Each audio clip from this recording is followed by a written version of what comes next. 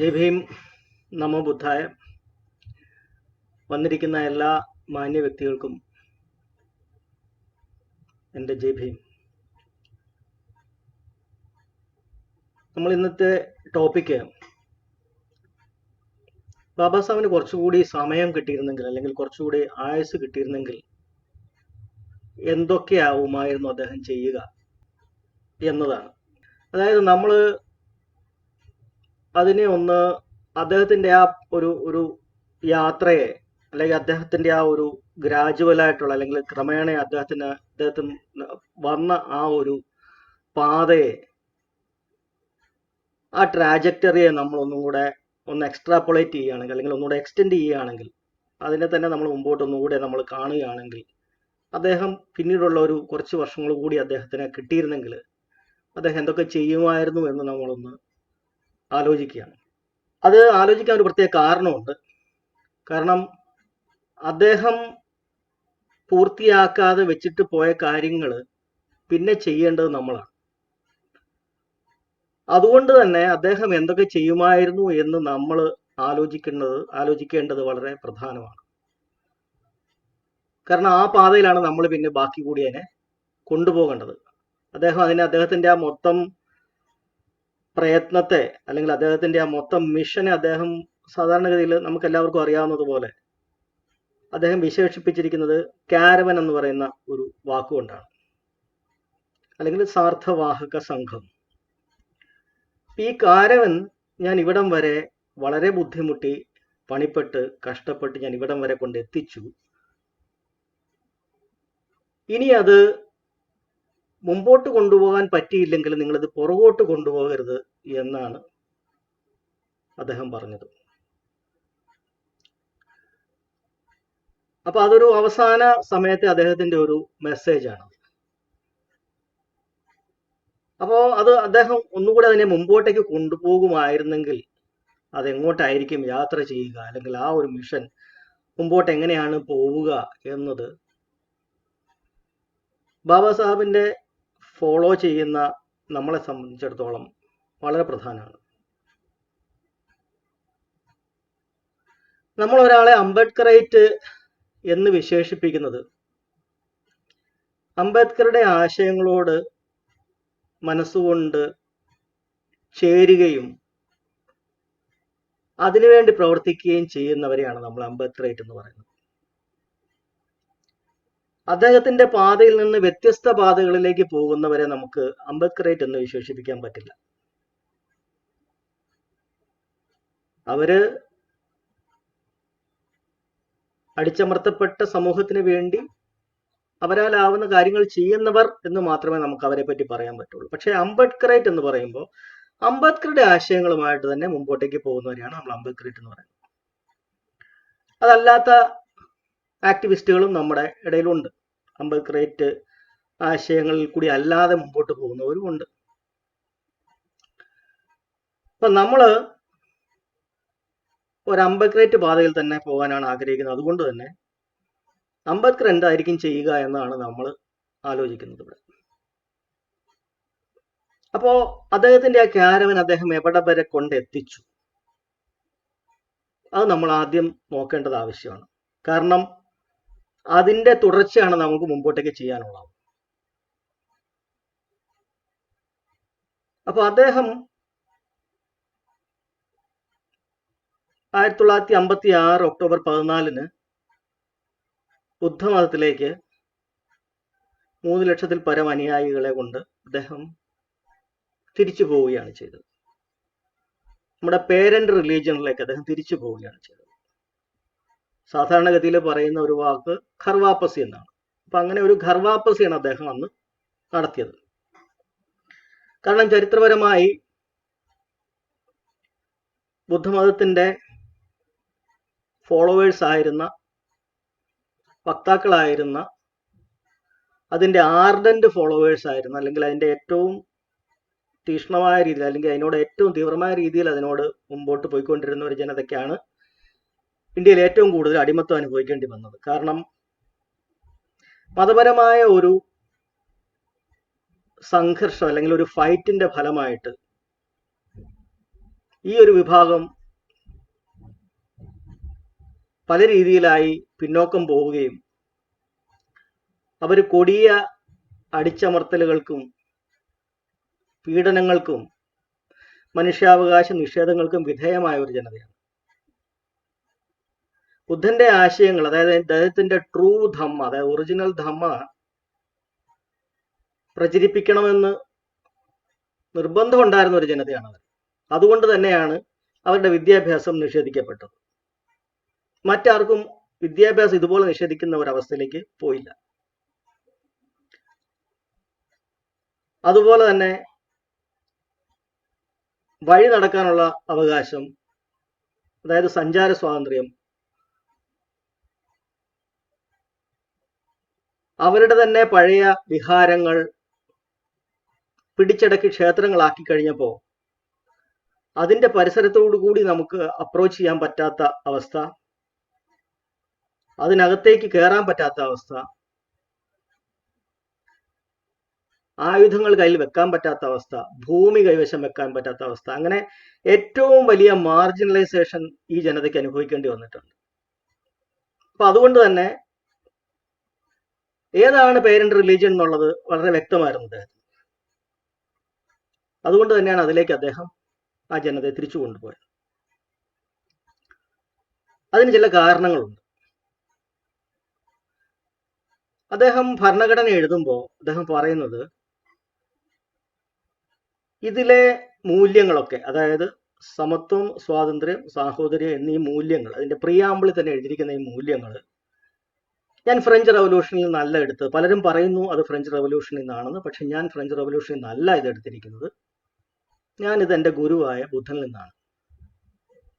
അതുപോലെ തന്നെ ജനാധിപത്യം എന്ന് പറയുന്ന ആ ഒരു ഫോം ഓഫ് ഗവൺമെന്റ്, അല്ലെങ്കിൽ ആ ഒരു ഭരണ സംവിധാനം, ഇത് പഴയ ഗണതന്ത്രത്തിന്റെ, പഴയ ഗണരാജ്യങ്ങളുടെ പാരമ്പര്യമാണ്. കാരണം ഇത് ഇന്ത്യക്ക് പുറത്തുനിന്ന് എടുക്കേണ്ട ആവശ്യമില്ല എന്ന് തന്നെയാണ് അദ്ദേഹം കൃത്യമായിട്ട് പറയുന്നത്. അപ്പൊ ഈ രണ്ട് കാര്യങ്ങൾ, അതായത് പഴയ ഡെമോക്രാറ്റിക് ആയിട്ടുള്ള ഒരു ആവാസ വ്യവസ്ഥ, ഗണരാജ്യങ്ങളുടെ വ്യവസ്ഥ, പ്ലസ് അതിലെ മൂല്യങ്ങൾ, സമത്വം, സ്വാതന്ത്ര്യം, സാഹോദര്യം എന്നീ മൂല്യങ്ങൾ,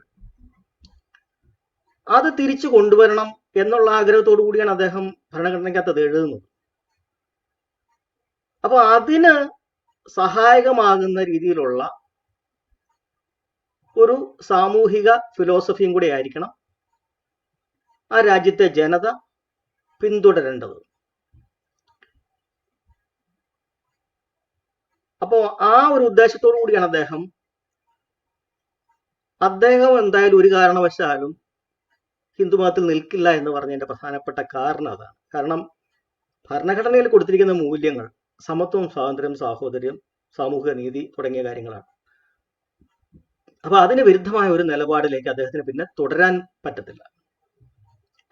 ഇപ്പം ഹിന്ദുമതത്തിനകത്ത് സമത്വം എന്ന് പറയുന്നൊന്നും ഇല്ല എന്നുള്ളത് നമുക്കിനി പ്രത്യേകിച്ച് നമ്മൾ പറയേണ്ട കാര്യം, നമുക്ക് എല്ലാവർക്കും അറിയാവുന്നൊരു കാര്യമാണ്. അതുകൊണ്ട് തന്നെ ഭരണഘടന എഴുതി കഴിഞ്ഞിട്ട് പിന്നെ ആ എഴുതിയ ആൾക്ക്, ആ വ്യക്തിക്ക് പിന്നീട് ഒരു സമയം പോലും, ഒരു നിമിഷം പോലും പിന്നീട് അതിന് വിരുദ്ധമായൊരു നിലപാടിൽ ഒരു മതത്തിൽ പിന്നീട് തുടരാൻ സാധ്യമല്ല.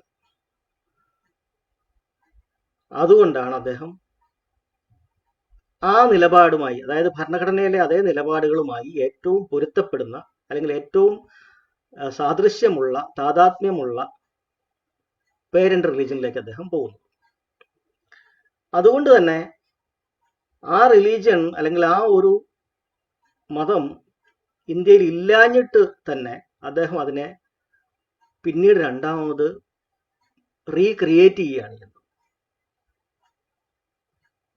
കാരണം അത്രയും നിർബന്ധ ബുദ്ധി ഉണ്ട് അദ്ദേഹത്തിന്. ആ പോകുന്ന അതേ റിലീജിയന് ഭരണഘടനയുമായിട്ട് ചേർന്ന് നിൽക്കുന്നത് തന്നെ ആയിരിക്കണം. അല്ലെങ്കിൽ ഇവിടെ നിലകൊള്ളുന്ന മറ്റേതെങ്കിലും റിലീജിയനിലേക്ക് അദ്ദേഹം പോകാമായിരുന്നു. പക്ഷേ അപ്പോ ഭരണഘടന എഴുതിയ അതേ മൂല്യങ്ങൾ, അതായത് അതിനകത്ത് ഭരണഘടനയിൽ കൊടുത്തിരിക്കുന്ന അതേ മൂല്യങ്ങളുമായുള്ള ഒരു മാച്ച് അവിടെ നടക്കില്ല. പിന്നെ സാംസ്കാരികമായ ചില കാരണങ്ങൾ കൂടി അതിനുണ്ട്.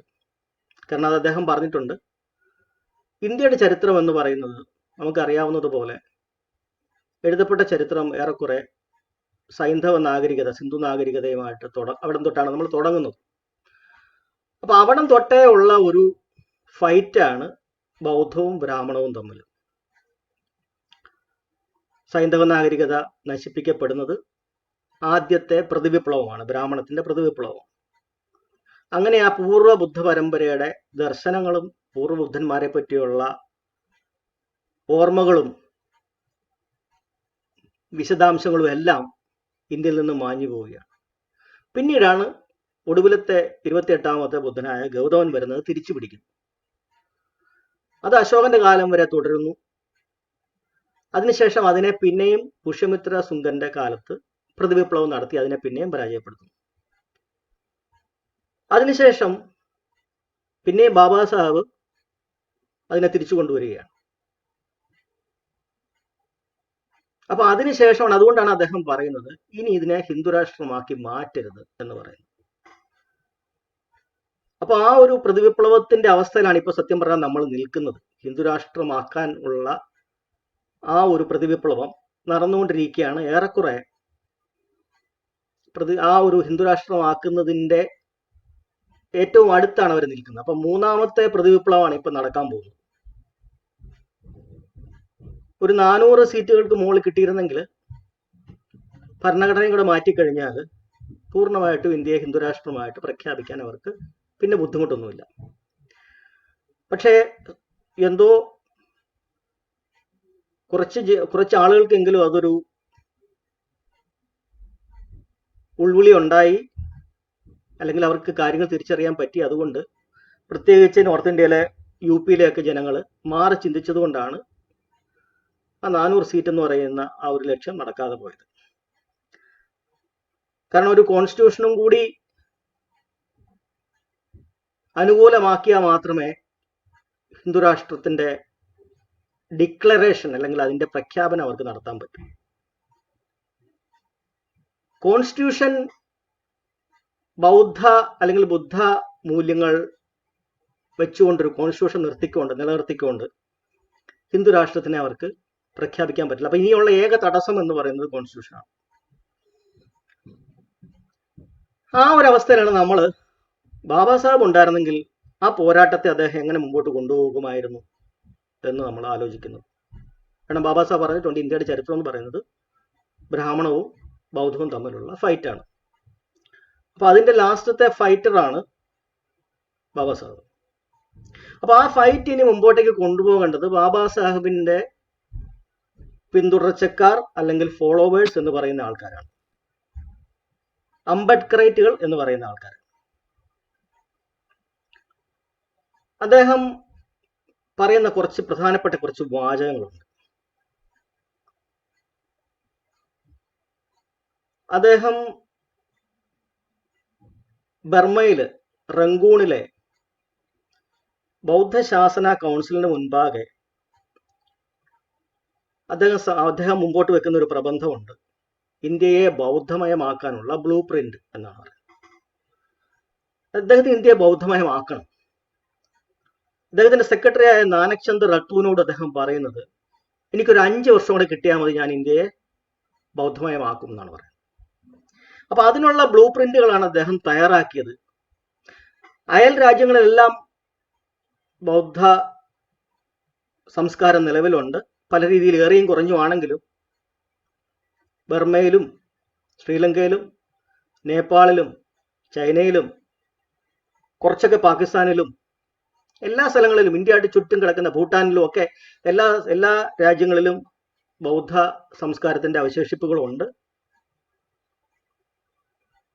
അപ്പൊ അതുകൊണ്ട് തന്നെ ആ രാജ്യങ്ങളുടെ സഹായം കൂടി അദ്ദേഹം അഭ്യർത്ഥിച്ചുകൊണ്ടാണ് അദ്ദേഹം ഈ പറയുന്ന എല്ലാ രാജ്യങ്ങളിലേക്ക് പോവുകയും ഇന്ത്യയെ ബൗദ്ധമയമാക്കാനുള്ള അദ്ദേഹത്തിന്റെ മിഷൻ അവിടേക്ക് അവതരിപ്പിക്കുകയും അവരുടെ കയ്യിൽ നിന്ന് സഹായങ്ങൾ അദ്ദേഹം അഭ്യർത്ഥിക്കുകയും ചെയ്തത്. പക്ഷെ കൺവേർഷന് ശേഷം വെറും 3 മാസം മാത്രമേ അദ്ദേഹത്തിന് ജീവിച്ചിരിക്കാൻ സാധിക്കൂ.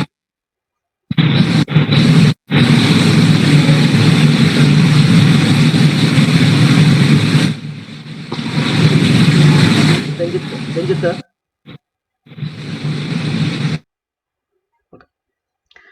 അപ്പോൾ അങ്ങനെ അദ്ദേഹം ആ ഒരു 1956 ഡിസംബർ 6 അദ്ദേഹം മരണപ്പെടുകയാണ്. അപ്പൊ അദ്ദേഹം ഉദ്ദേശിച്ച ആ മിഷൻ അവിടെ അപൂർണമായി നിൽക്കാൻ, അല്ലെങ്കിൽ അതിനെ അദ്ദേഹത്തിന് മുമ്പോട്ടേക്ക് കൊണ്ടുപോകാൻ സാധിച്ചില്ല. അദ്ദേഹം അപ്പോഴും പറയുന്ന മറ്റൊരു വാചകമുണ്ട്. അദ്ദേഹം ആദ്യം പറയുന്നത് എനിക്ക് ഇന്ത്യയെ ബുദ്ധമയമാക്കണം. അതുപോലെ മറ്റൊരു സമയത്ത് അദ്ദേഹം പറയുന്ന ഒരു വാചകമുണ്ട്, I believe my people will sacrifice everything for spreading Buddhism in India. അതുപോലെ തന്നെ അദ്ദേഹത്തിന്റെ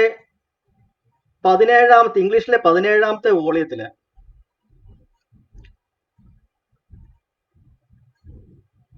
അദ്ദേഹത്തിന്റെ ഒരു എസ്സേ ഉണ്ട്. ഇനിയുള്ള എൻ്റെ കാലം ഞാൻ ബുദ്ധമതത്തിന്റെ പ്രചാരത്തിലും പ്രസരണത്തിനും വേണ്ടി അദ്ദേഹം വിനിയോഗിക്കും എന്ന് പറയുന്നുണ്ട്. അത് ഇംഗ്ലീഷിലെ വോള്യത്തിന്റെ നിങ്ങൾക്ക് നോക്കാനാണെങ്കിൽ ഞാൻ ഒന്ന് പറഞ്ഞു തരാൻ പെട്ടെന്ന്.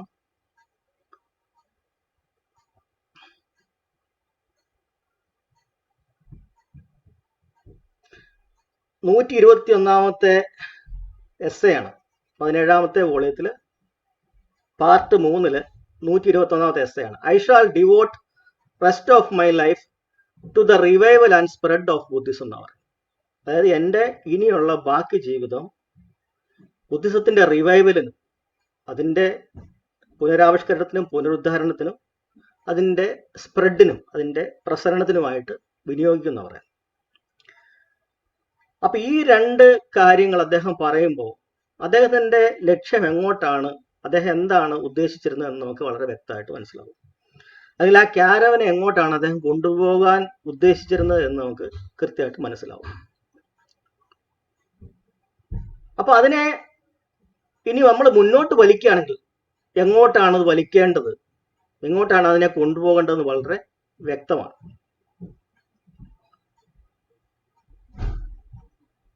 രാജ്യത്തെ ജനങ്ങൾ ഈ കോൺസ്റ്റിറ്റ്യൂഷനകത്ത് കൊടുത്തിരിക്കുന്ന സമത്വം, സ്വാതന്ത്ര്യം, സാഹോദര്യം എന്ന് പറയുന്ന മൂല്യങ്ങളെ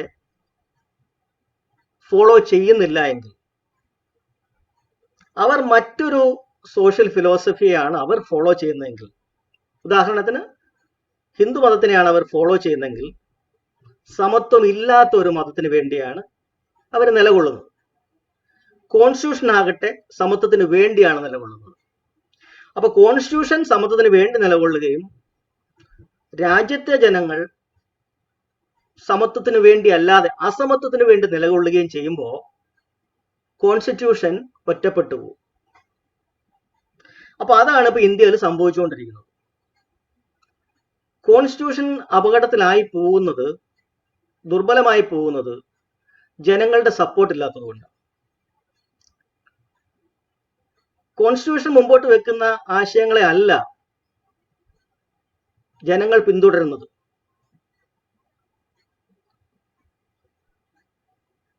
ഇപ്പോ ഈ ജാതി വ്യവസ്ഥയുടെ അല്ലെങ്കിൽ വർണ്ണ വ്യവസ്ഥയുടെ, സമത്വമില്ലാത്ത ആ വ്യവസ്ഥയുടെ ഗുണഭോക്താക്കൾ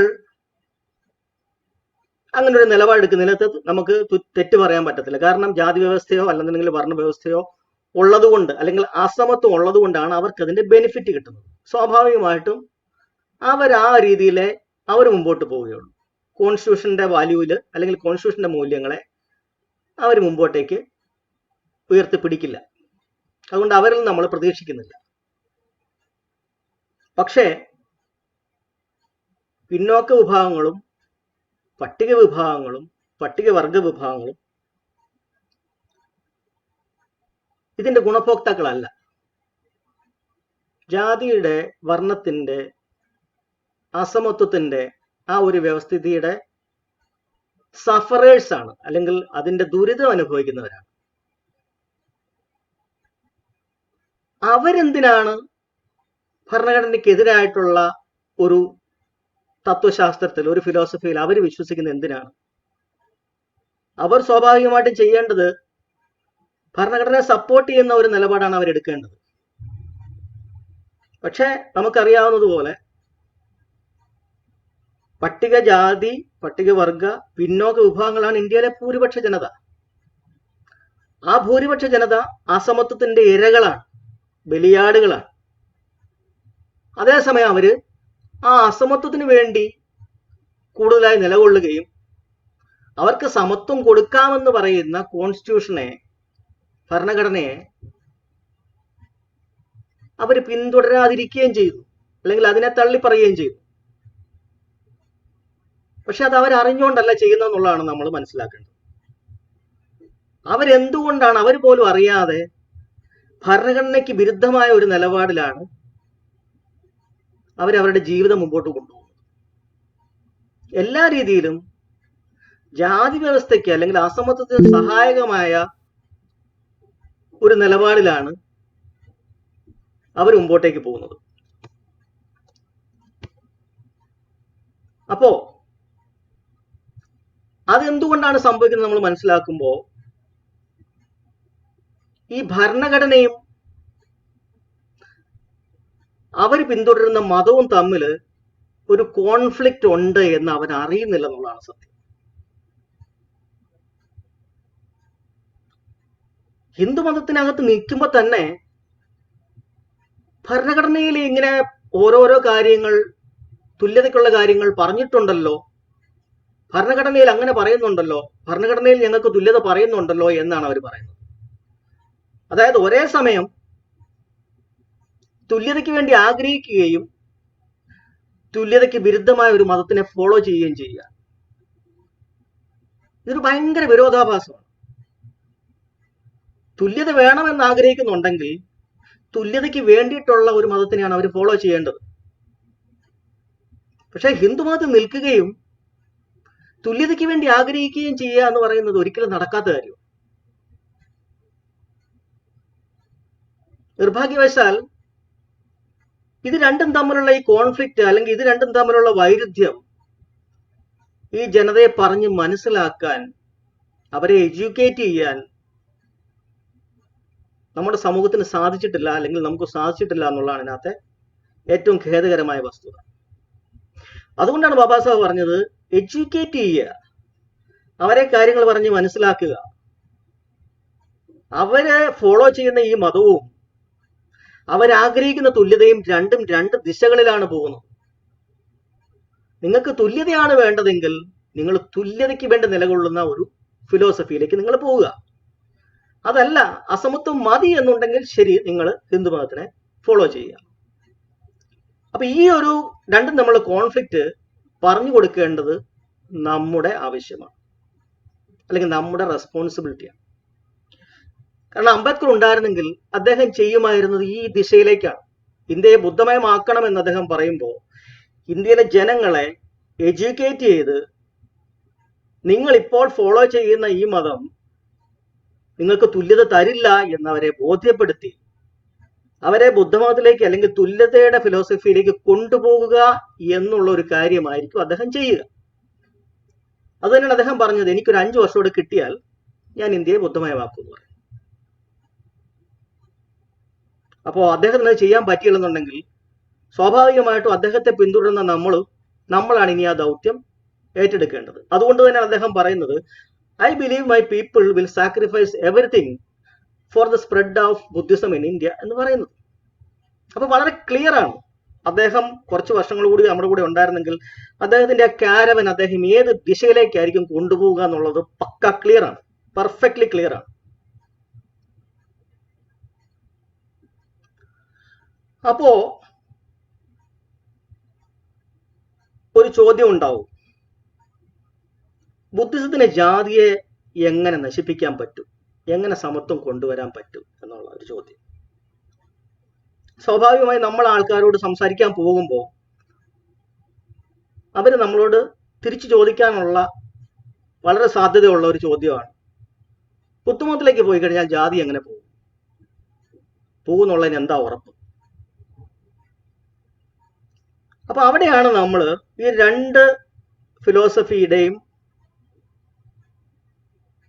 മൂല്യവ്യവസ്ഥയെ അല്ലെങ്കിൽ അതിൻ്റെ ഘടനയെ അത് മുമ്പോട്ടേക്ക് വെക്കുന്ന അതിൻ്റെ സാമൂഹിക വ്യവസ്ഥയെ ഒക്കെ നമ്മൾ പരിശോധിക്കേണ്ടത്. അത് നമ്മൾ അവർക്ക് പറഞ്ഞു കൊടുക്കണം.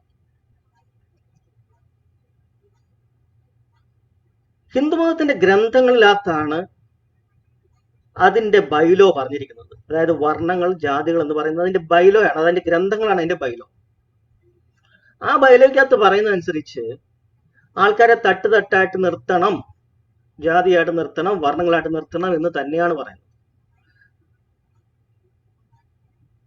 പരസ്പരം വിവാഹം കഴിക്കാൻ പാടില്ല, ജാതികളും വർണ്ണങ്ങളും തമ്മിൽ ഇടകലരുന്നത്, മിക്സ് ആവുന്നത് ഏറ്റവും കൊടിയ പാപമാണ്, ഏറ്റവും വലിയ ശിക്ഷയ്ക്ക് പാത്രമാകുന്ന കുറ്റകൃത്യങ്ങളാണ് എന്നാണ് പറഞ്ഞത്.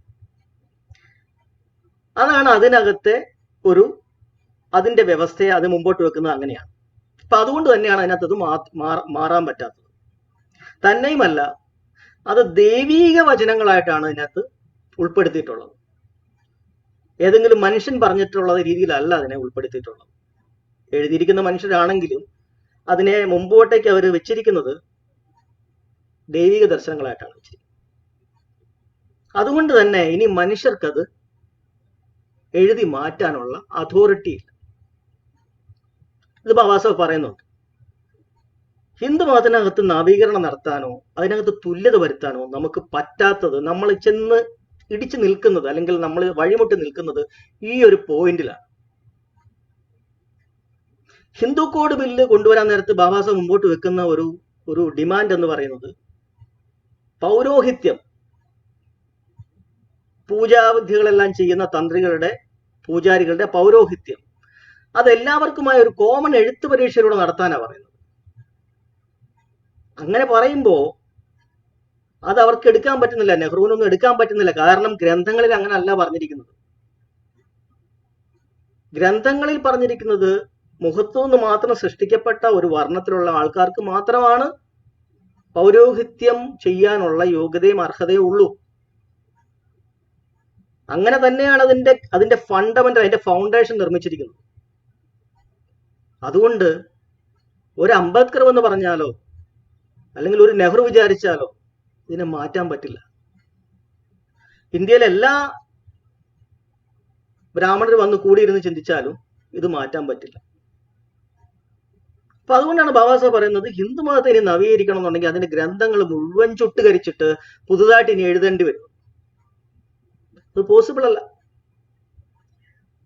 അതുകൊണ്ട് അതിനകത്തൊരു തുല്യത വരുത്തുക എന്ന് പറയുന്നത് ഇമ്പോസിബിൾ ആണ്. അതിനകത്ത് ജാതി വ്യവസ്ഥയിൽ ആ വ്യവസ്ഥയ്ക്കകത്ത് മുമ്പോട്ട് പോവുകയും ഹിന്ദുമതത്തിന്റെ ഭാഗമായി നിൽക്കുകയും അതിന്റെ സംസ്കാരത്തെ പിന്തുടരുകയും അതിന്റെ ദൈവങ്ങളെ ആരാധിക്കുകയും അതിന്റെ ആഘോഷങ്ങൾ ഫോളോ ചെയ്യുകയും അതിന്റെ ആചാരങ്ങൾ ഫോളോ ചെയ്യുകയും അത് പറഞ്ഞിരിക്കുന്ന അനുസരിച്ച് വിവാഹങ്ങൾ ഓരോ ജാതിക്കുള്ളിൽ മാത്രമായി എൻഡോഗമിയായിട്ട് അതിനെ ലിമിറ്റ് ചെയ്ത് ജീവിക്കുകയും ചെയ്യുന്നവരൊക്കെ തന്നെ ചെയ്യുന്നത് ആ അസമത്വത്തിനെ വീണ്ടും വീണ്ടും സപ്പോർട്ട് ചെയ്യുക എന്നുള്ളതാണ്.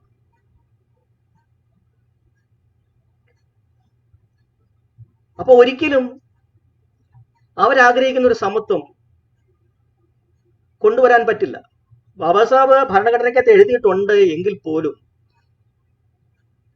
ഇന്ത്യയിലെ ജനങ്ങൾ അതിന് വിരുദ്ധമായ നിലപാടാണ് സ്വീകരിക്കുന്നെങ്കിൽ ഭരണഘടനയ്ക്ക് തനിച്ച് മുമ്പോട്ടേക്ക് പോയി ഇന്ത്യയിൽ സമത്വം കൊണ്ടുവരാൻ ഉള്ള കാര്യങ്ങൾ ചെയ്യാൻ പറ്റില്ല. ജനങ്ങളും കൂടി ഭരണഘടനയ്ക്ക് അനുകൂലമായ ഒരു നിലപാട് എടുത്താൽ മാത്രമേ ഈ കാര്യങ്ങൾ നടക്കുകയുള്ളൂ. അല്ലെങ്കിൽ ഭരണഘടന ഒറ്റപ്പെട്ടു. അപ്പോൾ ബുദ്ധമതത്തിനകത്ത് എങ്ങനെയാണ് ഈ ഒരു വ്യവസ്ഥ അല്ലെങ്കിൽ മനുഷ്യന്റെ വ്യവസ്ഥയെ, മനുഷ്യന്റെ സാമൂഹിക ജീവിതത്തെ അതിനകത്ത് എങ്ങനെയാണ് നിർമ്മിച്ചിട്ടുള്ളത്?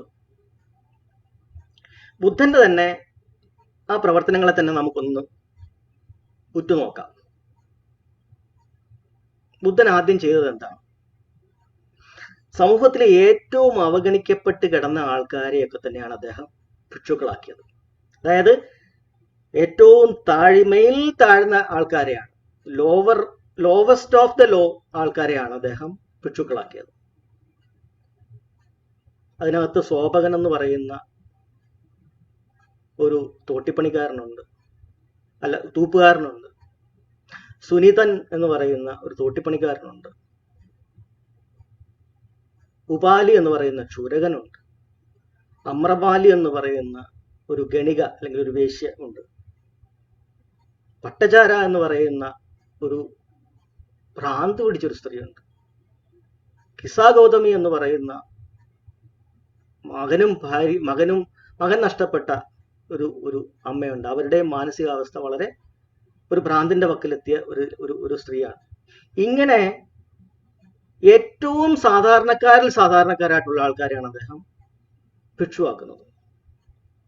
അതുപോലെ തന്നെ രണ്ടാമത്തെ ഒരു പ്രധാനപ്പെട്ട കാര്യം എന്ന് പറയുന്നത് ഭിക്ഷു സംഘവും ഭിക്ഷുണി സംഘവുമുണ്ട്. രണ്ടുപേർക്കും ഒരേ തുല്യതയാണ്. ബ്രാഹ്മണ മതത്തിനകത്ത് അങ്ങനല്ല. അവിടെ പുരോഹിതന്മാരാവുന്നത് ആണുങ്ങൾ മാത്രമാണ്. സ്ത്രീകൾക്ക് ആ ഒരു തുല്യത കൊടുക്കുന്നില്ല. അപ്പോ എല്ലാവരെയും പൗരോഹിത്യത്തിലേക്ക് കൊണ്ടുവരുന്നു, അല്ലെങ്കിൽ അതിന്റെ ഗുരുസ്ഥാനത്തേക്ക് കൊണ്ടുവരുന്നു. ആ മതത്തിന്റെ അല്ലെങ്കിൽ അതിന്റെ ആധ്യാത്മിക നേതൃത്വത്തിലേക്ക് കൊണ്ടുവരുന്നു.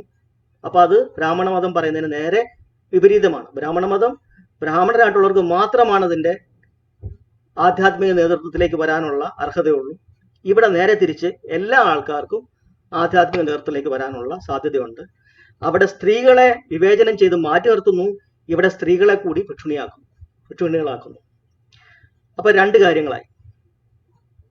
മൂന്നാമത്തേത്, നമുക്കറിയാം നമ്മുടെ നാട്ടിലൊരു പൂജാരി ഒരു ചന്ദനം ഇട്ട് കൊടുക്കുന്നത് പോലെ കൈ തൊടാതെ ഇട്ട് കൊടുക്കുന്നു. അതിന് പല ന്യായങ്ങൾ അവർ പറയും. അവരുടെ കയ്യിലുള്ള പവർ അല്ലെങ്കിൽ അവരുടെ കയ്യിലുള്ള വൈബ്രേഷൻ നഷ്ടപ്പെടും. അങ്ങനെയൊക്കെയുള്ള ഓരോരോ നമുക്കറിയാവുന്ന വെറും മുടന്തൻ ന്യായങ്ങളാണ് പറയുന്നത്. തൊട്ട് അശുദ്ധമാക്കരുത് എന്നുള്ള ഉദ്ദേശം കൊണ്ട് തന്നെയാണ് അവരെ ആൾക്കാരിൽ നിന്ന് അകന്നു നിന്ന് ഈ ചന്ദനം എറിഞ്ഞു കൊടുക്കുന്നത്.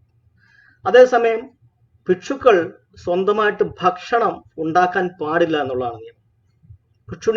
ഭിക്ഷുക്കളായാലും സ്വന്തമായിട്ട് ഭക്ഷണം ഉണ്ടാക്കാൻ പാടില്ല. അവർ ഉപാസകരെ അതിനുവേണ്ടി ആശ്രയിക്കണം. ഉപാസകരുടെ കയ്യിൽ നിന്നാണ് അവർ ഭക്ഷണം വാങ്ങി കഴിക്കേണ്ടത്. തിരിച്ച് അവർക്ക് അഷ്ടാംഗമാർഗം പറഞ്ഞു കൊടുക്കുകയും ചെയ്യും, അവരെ പരിശീലിപ്പിക്കുകയും ചെയ്യും. അപ്പൊ രണ്ടുപേരും തമ്മിൽ ഒരു ഗിവ് ആൻഡ് ടേക്ക് ആണ്, ഭിക്ഷുക്കളും ഉപാസകരും തമ്മിൽ. ഭിക്ഷുക്കൾ ഉപാസകരുടെ വീട്ടിൽ കയറണം, വീട്ടിൽ ചെല്ലണം, അവർ കൊടുക്കുന്ന ഭക്ഷണം വാങ്ങിച്ചു കഴിക്കണം. നമ്മൾ ചണ്ടാല ഭിക്ഷയ്ക്കകത്തൊക്കെ പറയുന്നുണ്ട്, ഞാൻ നിന്നെടുക്കുന്ന വെള്ളം മാത്രമേ ചോദിക്കുന്നുള്ളൂ, നീ ആരാണെന്ന് ഞാൻ ചോദിക്കുന്നില്ല എന്നാണ്. അതുപോലെ തന്നെ ഇതിൻ്റെ അകത്ത് ചിലപ്പോൾ രണ്ട് തരത്തിലുള്ള ആൾക്കാരുണ്ടാവാം. ഭിക്ഷുക്കൾ ചിലപ്പോൾ ഏതെങ്കിലും ഒരു ഉയർന്ന ഉപജാതിയിലുള്ള ആളാവാം, ഉപാസകൻ ഒരു താഴ്ന്ന ഉപജാതിയിലുള്ള ആളാവാം. പക്ഷെ ഇവർ രണ്ടു കൂട്ടരും ഇതിലേക്ക് കയറി കഴിയുമ്പോൾ ഭിക്ഷു ഏത് ഉപജാതിയിൽ നിന്ന് വന്നു എന്നുള്ളത് ഉപാസകനും നോക്കാൻ പാടില്ല, ഉപാസകർ ഏത് ഉപജാതിയിൽപ്പെട്ട ആളാണെന്ന് ഭിക്ഷുവിനും നോക്കാൻ പാടില്ല. ഭക്ഷണം കഴിച്ചേ പറ്റുള്ളൂ, ഭക്ഷണം കൊടുത്തേ പറ്റുള്ളൂ. അപ്പൊ ഏറ്റവും വലിയ ഇവരുടെ ഇടയിലുള്ള ബ്രാഹ്മണത്തിനിടയിലുള്ള ഒരു നിബന്ധനയാണ് ഈ ഭക്ഷണത്തിന്റെ കാര്യം. ശുദ്ധിയുടെ ഏറ്റവും വലിയ ഒരു ഭാഗമാണ് ഈ ഭക്ഷണം അവരെ സംബന്ധിച്ചിടത്തോളം. അതുപോലെ തന്നെ ഉപാസകർ മാംസം ഭക്ഷിക്കുന്നവരാണെങ്കിൽ ഭിക്ഷുവിനെ മാംസം കൊടുത്താൽ ഭിക്ഷു അത് കഴിച്ചേ പറ്റൂ. അതല്ല, ഭിക്ഷു പറഞ്ഞിട്ട് അയാൾക്ക് വേണ്ടി മാത്രമായിട്ട് സ്പെഷ്യലായിട്ട് അതിനെ കൊല്ലുന്നതിനെയാണ് അദ്ദേഹം എതിർക്കുന്നത്. അവരെന്താണോ കഴിക്കുന്നത്, അവർ കഴിക്കാൻ വേണ്ടി ഉണ്ടാക്കിയതാണെങ്കിൽ ആ ഒരു സംഭവം അവർക്ക് നിരസിക്കാൻ പാടില്ല. അല്ലാതെ ഞാൻ പ്യൂർ വെജിറ്റേറിയൻ ആണ്, സ്ട്രിക്റ്റ് വെജിറ്റേറിയൻ ആണ്, അങ്ങനത്തെ യാതൊരു രീതിയിലുള്ള നിബന്ധനകൾ അവർക്ക് പാടില്ല. അത്തരം നിബന്ധനകൾ ഉണ്ടെങ്കിൽ അതിന്റെ അർത്ഥം അവർക്ക് ചില പ്രത്യേക താല്പര്യങ്ങളോട് മനസ്സിൽ അറ്റാച്ച്മെന്റ് ഉണ്ടെന്നുള്ളതാണ്. അത്തരം അറ്റാച്ച്മെന്റുകൾക്കൊക്കെ അതീതനായിരിക്കണം ഭിക്ഷു. പക്ഷെ പഞ്ചശീലം ഫോളോ ചെയ്തിരിക്കണം. താനായിട്ട് ഒരു പ്രാണിയുടെ മരണത്തിന് കാരണക്കാരനാവരുത്. ആത്മരക്ഷാർത്ഥം കൊല്ലുന്നതോ അല്ലെങ്കിൽ ഭക്ഷണത്തിന് വേണ്ടിയോ ഉള്ളതിനെയൊന്നും അവരെതിർക്കുന്നില്ല. തികച്ചും ന്യായമായ രീതിയിലുള്ള അഹിംസയാണ് അവർ ഫോളോ ചെയ്യുന്നത്. അപ്പൊ ആ ഭക്ഷണത്തിന്റെ പേരിലുള്ള പ്യൂരിറ്റി അല്ലെങ്കിൽ ശുദ്ധിയുടെ ആ പ്രശ്നം അവിടെ മാറുകയാണ്. അപ്പൊ എല്ലാ കാര്യങ്ങൾക്കും ഇതിന് വിരുദ്ധമായിട്ടാണ് ഇതിനകത്ത് വെച്ചിരിക്കുന്ന, അതായത് ബ്രാഹ്മണം വെച്ചിരിക്കുന്ന എല്ലാ നിബന്ധനകൾക്കും നേരെ ഓപ്പോസിറ്റ് ആണ് ബൗദ്ധത്തിലെ നിബന്ധനകൾ.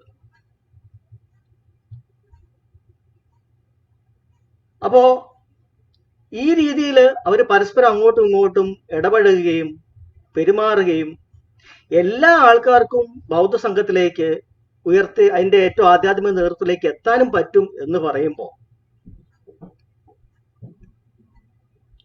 ആ ഒരു തുല്യതയുടെ അല്ലെങ്കിൽ മനസ്സിനകത്ത് അസമത്വത്തിന്റെ എന്തെങ്കിലും അംശങ്ങൾ ഉണ്ടായിരുന്നെങ്കിൽ അതും കൂടി പോയി തുല്യത വരുന്ന രീതിയിലാണ് അതിനകത്തെ നമ്മുടെ മാനസികാവസ്ഥ തന്നെ മാറുന്നത്. മറ്റേതിനകത്ത് അങ്ങനെയല്ല. ബ്രാഹ്മണർക്ക് മാത്രമാണ് ആ ഒരു പൊസിഷൻ, അവർക്ക് വേണ്ടി മാത്രമാണ് വെച്ചിരിക്കുന്നത്. ഒരിക്കലും മറ്റാർക്കും അതിനകത്തോട്ട് എത്താൻ പറ്റാത്തത് കൊണ്ട് ആ അസമത്വത്തിന്റെ ശ്രേണീകൃതമായ ആ ഒരു ഘടന അതിനകത്ത് എന്ത് നിലനിൽക്കും. പക്ഷെ ഇതിനകത്ത് അങ്ങനല്ല. ഇതിനകത്ത് എല്ലാവരെയും തുല്യതയിലേക്ക് കൊണ്ടുവരികയാണ്. അഥവാ നിങ്ങൾ മുൻപുണ്ടായിരുന്ന മതത്തിനകത്ത് നിങ്ങൾ തുല്യരല്ലായിരുന്നെങ്കിൽ പോലും ഇതിനകത്തേക്ക് വരുമ്പോൾ നിങ്ങൾ ഓട്ടോമാറ്റിക്കായിട്ട് തുല്യതയിലേക്ക് എത്തുകയാണ് ചെയ്യുന്നത്. അപ്പൊ ഇങ്ങനെ ഈ ഇത്രയും പ്രത്യേകതകൾ അതിന്റെ ഘടനയ്ക്കകത്ത് തന്നെയുണ്ട്. ഇനി ഇത് കൂടാതെ മറ്റൊന്നാണ് അഷ്ടാംഗമാർഗം പ്രാക്ടീസ് ചെയ്യുമ്പോൾ എല്ലാവരും എത്തിച്ചേരുന്ന ഒരു ഘട്ടമുണ്ട്. അതിനാണ് അനിത്യതയെ പറ്റിയുള്ള അറിവ് എന്ന് പറയുന്നത്, അനിത്യതാ ബോധം. നമ്മളെ തന്നെ നിരീക്ഷിച്ച് നമ്മുടെ മനസ്സിനെ ശരീരത്തെ നിരീക്ഷിക്കുമ്പോൾ, അതിനാണ് അഷ്ടാംഗമാർഗം നമ്മളെ പഠിപ്പിക്കുന്നത്. അങ്ങ് നിരീക്ഷിക്കുമ്പോൾ നമ്മൾ മനസ്സിലാക്കുന്ന ഒരു കാര്യമുണ്ട്. മനസ്സിന്റെ പ്രവർത്തനങ്ങൾ എന്ന് പറയുന്നത് പ്രധാനമായ ഒരു 4 രീതിയിലുള്ള പ്രവർത്തനങ്ങളാണ് മനസ്സിന്റെ നടക്കുന്നത്. ഒന്ന്, അറിയുക, അറിഞ്ഞ കാര്യങ്ങളെ തിരിച്ചറിയുക, തിരിച്ചറിയുന്ന ശേഷം ശരീരത്തിന് അതിന്റെ ഫീലിങ്സ് ഉണ്ടാവുക, ഫീലിങ്സ് ഉണ്ടായതിനു ശേഷം മനസ്സ് അതിനോട് പ്രതികരിക്കുക. ഈ 4 രീതിയിലുള്ള പ്രവർത്തനമാണ് മനസ്സിന്റെ പ്രവർത്തനം. ഇതിനെ എല്ലാത്തിനോടാണ് നമ്മൾ മനസ്സെന്ന് പറയുന്നത്. ആ ബ്രെയിനിന്റെ പ്രവർത്തനത്തിനകത്ത് ഈ 4 ഘട്ടങ്ങളാണ് വരുന്നത്. അപ്പൊ ഇതിനെ മെന്റൽ പ്രോസസ് നമ്മൾ പറയും. പിന്നെ ഉള്ളത് നമ്മുടെ ഫിസിക്കലായിട്ടുള്ള ഈ ബോഡിയാണ്. ഈ ബോഡിയിൽ തന്നെയാണ് ഈ പ്രവർത്തനങ്ങൾ നടക്കുന്നത്. അപ്പൊ ഈ ഫിസിക്കൽ ബോഡി എപ്പോഴും മാറിക്കൊണ്ടിരിക്കുന്നതായിട്ട് നമുക്ക് മനസ്സിലാവും. കാരണം ശരീരത്തിൽ എപ്പോഴും ഫീലിങ്സ് മാറിക്കൊണ്ടിരിക്കുന്നുണ്ട്. ശരീരത്തിന്റെ ഓരോ കണങ്ങളും ഓരോ കോശങ്ങളും അനുനിമിഷം മാറിക്കൊണ്ടിരിക്കുക. അങ്ങനെയാണ് നമുക്ക് പ്രായമാകുന്നതും നമുക്ക് മാറ്റങ്ങൾ വരികയും ഒക്കെ ചെയ്യുന്നത്. നമ്മുടെ ശരീരത്തിൽ മുറിവുകൾ ഉണ്ടാകുമ്പോൾ മുറിവുകൾ കൂടുന്നതും, നമ്മുടെ ശരീരത്തിൽ രക്തചംക്രമണം നടക്കുന്നതും, നമ്മുടെ ശരീരത്തിന്റെ കോശങ്ങൾ മാറുന്നതും, നമ്മുടെ സ്കിൻ മാറുന്നതും എല്ലാം നമ്മൾ പോലും അറിയാതെ ഓരോ നിമിഷവും നമ്മൾ മാറിക്കൊണ്ടിരിക്കുക. അപ്പൊ ഈ പറയുന്ന തിരിച്ചറിവുകളൊക്കെ നമ്മളൊന്ന് ഇരുന്ന് നിരീക്ഷിക്കുമ്പോൾ മാത്രമാണ് നമുക്ക് കിട്ടുന്നത്. അതിനുവേണ്ടിയാണ് അഷ്ടാംഗമാർഗം പഠിപ്പിക്കുന്നത്. അങ്ങനെ അഷ്ടാംഗമാർഗം പഠിപ്പിക്കുമ്പോൾ ഈ ഭിക്ഷുക്കൾക്ക് നേരത്തെ അറിയാം, ഉപാസകരും അത് പഠിക്കുന്നു. അപ്പൊ ഒരു വ്യക്തിയുടെ ഉള്ളില് ഈ 4 മാനസിക പ്രവർത്തനങ്ങളും അവന്റെ മാറുന്ന ശരീരവും, അങ്ങനെ 5 കാര്യങ്ങൾ നിരന്തരം മാറിക്കൊണ്ടിരിക്കുന്ന കാര്യങ്ങളാണ്. അതല്ലാതെ മറ്റൊന്നും ഇല്ല ഈ ശരീരത്തിന്റെ അകത്ത്. ഈ മനസ്സും ഈ ശരീരവും മാത്രമേ ഉള്ളൂ.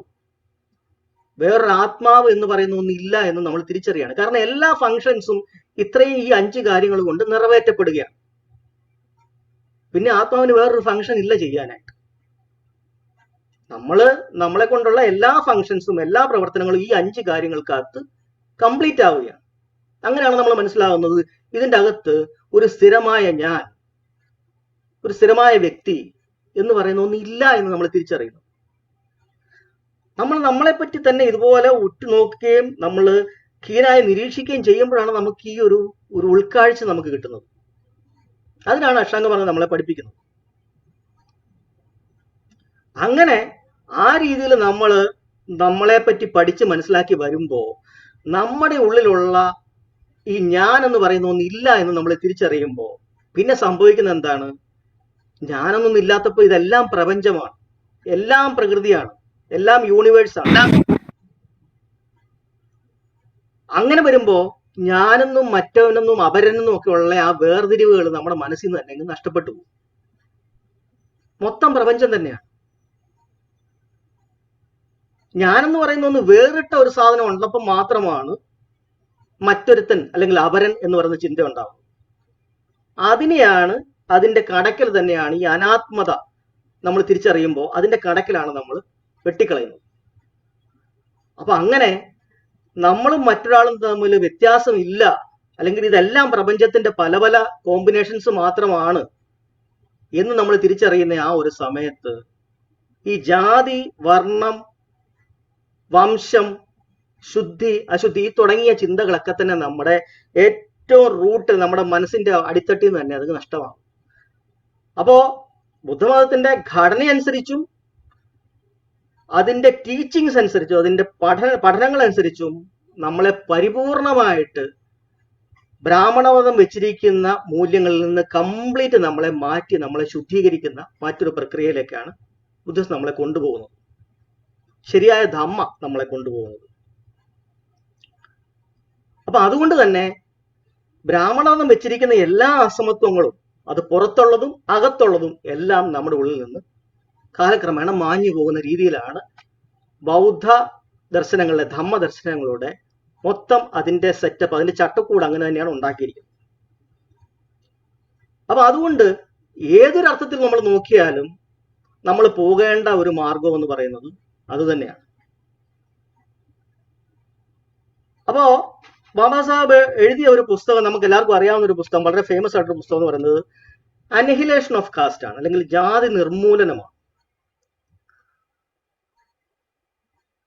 നമ്മുടെ ഇവിടെ ചില ആൾക്കാർ പറയാറുണ്ട്, ഞാൻ കഴിഞ്ഞ എൻ്റെ വീഡിയോയിൽ ഞാൻ പറഞ്ഞതാണ്, ഇവിടെ ജാതി ഇല്ലല്ലോ എന്ന് പറയാറുണ്ട്. പക്ഷെ പലരും അയിത്തത്തിനെയാണ് ഈ ജാതി എന്ന് പറഞ്ഞ് മനസ്സിൽ കാണുന്നത്.